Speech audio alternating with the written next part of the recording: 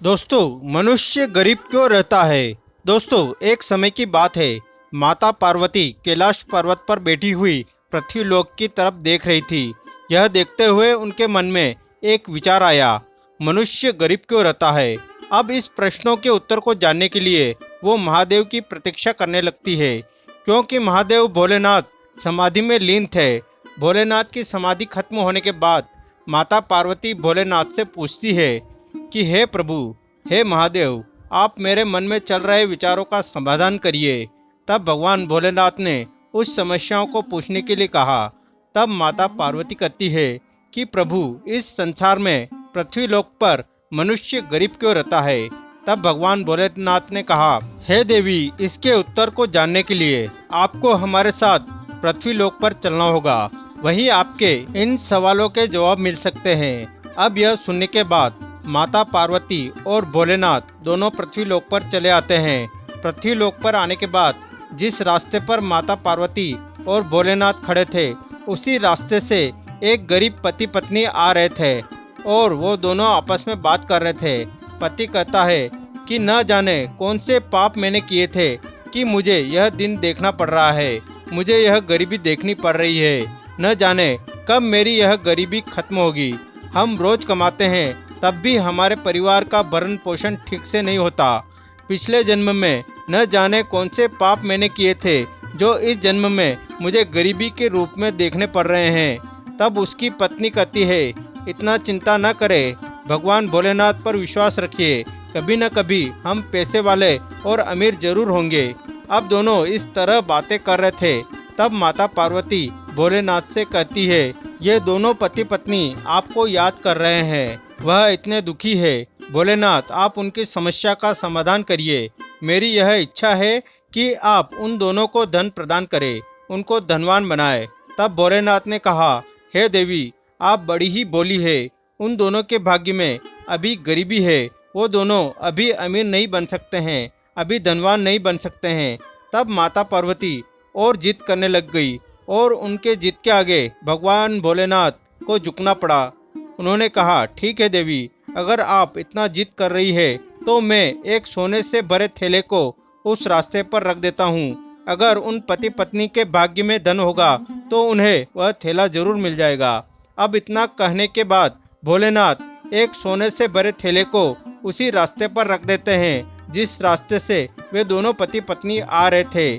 प्रिय दोस्तों, उसी समय एक अंधा व्यक्ति उसी रास्ते से आ रहा होता है। उस अंधे व्यक्ति को देखने के बाद वह पति पत्नी आपस में फिर से बातें करने लगते हैं और पत्नी कहती है, माना कि हम लोग गरीब हैं, हम बहुत परेशानी से जूझ रहे हैं, लेकिन इस अंधे आदमी को देखो, यह बेचारा अंधा है, इसके जीवन में कितना कष्ट है, यह तो देख भी नहीं सकता।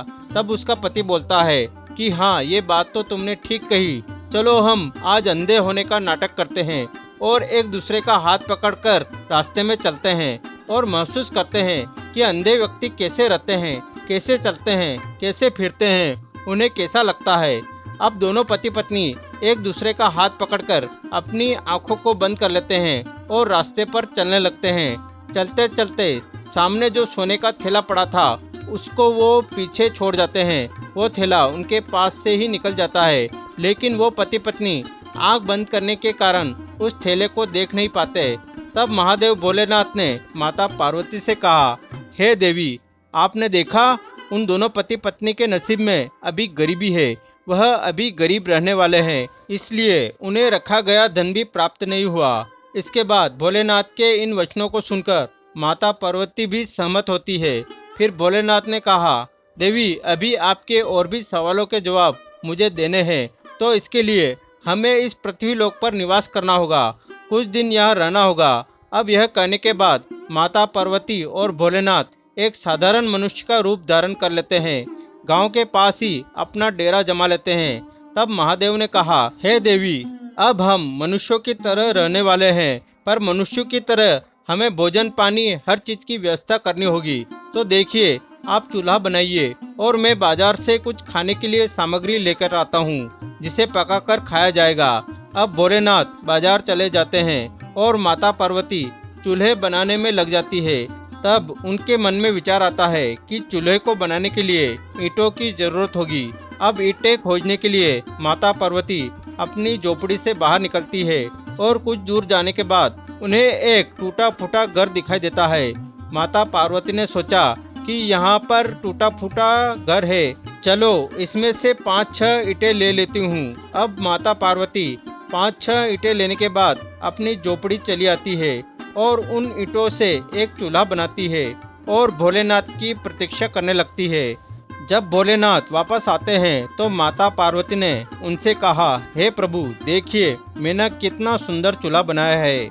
आप बाजार गए थे लेकिन सामग्री नहीं है। तब भोलेनाथ ने कहा, हे देवी अब सामग्री की कोई आवश्यकता नहीं, अब आपके सवालों के जवाब मिलने वाले हैं। हे देवी आप चूल्हा बनाने के लिए ईंटें कहाँ से लाई? तब माता पार्वती ने कहा, प्रभु पास में ही एक टूटा फूटा घर है, मैं उस घर में से ही इन ईंटों को लाई। महादेव ने पूछा, टूटा फूटा घर ही क्यों? आप किसी अच्छे और सुंदर घर से क्यों नहीं लाई? तब माता पार्वती ने कहा, मैंने देखा वहाँ बहुत से सुंदर घर थे, उन घरों के रखरखाव बहुत सुंदर से थे, इसलिए मेरा मन नहीं हुआ कि उन घरों को बिगाड़कर ईंट लाऊं, इसलिए मैंने उन टूटे फूटे घर में से ईंट लाई। तब भगवान भोलेनाथ ने कहा, आपके सवालों का उत्तर तो यही है। इसके बाद भी माता पार्वती नहीं समझ पाई। भोलेनाथ ने समझाया और कहा, देवी इसी प्रकार मनुष्य भी अपने जीवन में अच्छे कर्मों द्वारा पुण्य को अर्जित करता है, उसी पुण्य के कारण वह जीवन में अमीर होता है। जो व्यक्ति अपने जीवन का महत्व समझता है वह व्यक्ति अपने जीवन में धर्म कर्म पुण्य दान का कार्य करता है, भलाई का कार्य करता है, परोपकार करता है, वह व्यक्ति एक तरह से पुण्य अर्जित करता है और उस पुण्य के कारण ही वह धनवान होता है। चाहे वह पुण्य उसके अगले जन्म का हो चाहे इस जन्म का, लेकिन उसे मिलता जरूर है। और जो व्यक्ति अपने जीवन रूपी घर का रखरखाव अच्छे से नहीं करता, यानी कि वह पुण्य नहीं करता, वह दान दक्षिणा परोपकार नहीं करता, पूजा पाठ नहीं करता, वह व्यक्ति हमेशा दुखी रहता है और गरीब रहता है, क्योंकि उसने कोई पुण्य अर्जित नहीं किया, इसी कारण वह गरीब है। अभी आपने एक अंधे व्यक्ति को देखा, तो देवी वह अंधा व्यक्ति अपने पिछले जन्म में किसी अन्य दूसरे व्यक्ति की आंखों को जानबूझकर फोड़ दिया था, उसे अंधा कर दिया था, इसी कारण वह व्यक्ति इस जन्म में अंधा है। लेकिन उसने कुछ पुण्य काम भी किए थे जिसके कारण वह आज अमीर है। हे पार्वती वो दोनों जो गरीब पति पत्नी थे वो भी पिछले जन्म में एक अमीर सेठ सेठानी थे। वो गरीबों पर अत्याचार करते थे और कोई दान धर्म का काम नहीं करते, पूजा पाठ नहीं करते थे, लोगों को सताया करते थे, इसी कारण आज वो इस जन्म में गरीब है और गरीब की तरह अपना जीवन यापन कर रहे हैं। उसी तरह वो कष्ट भोग रहे हैं जिस तरह उन्होंने पिछले जन्म में लोगों को दिया था। अगर इस जन्म में वह पुण्य का काम करेंगे तो जरूर कुछ दिनों बाद वह अपने पुण्य कर्मों द्वारा पैसे वाले हो जाएंगे, उनकी स्थिति सुधरेगी, उनके पास धन होगा। तो हे देवी हर व्यक्ति जैसा कर्म करेगा वैसा फल पाएगा, सारा खेल अपने कर्मों का है। अब अपने प्रश्नों के उत्तर को सुनने के बाद माता पार्वती पूरी तरह से संतुष्ट होती है और महादेव भोलेनाथ के साथ कैलाश पर्वत को चली जाती है। तो प्रिय दोस्तों इस कहानी से यही शिक्षा मिलती है, व्यक्ति को हमेशा दान धर्म पुण्य का कार्य करना चाहिए, अपने जीवन में पुण्य को अर्जित करना चाहिए ताकि उसका आने वाला समय सुखमय हो सके। उम्मीद है आप सभी को यह वीडियो अच्छी लगी होगी। अगर आप शिव के सच्चे भक्त हैं तो चैनल को सब्सक्राइब और वीडियो को लाइक करके कमेंट में हर हर महादेव लिख दीजिए।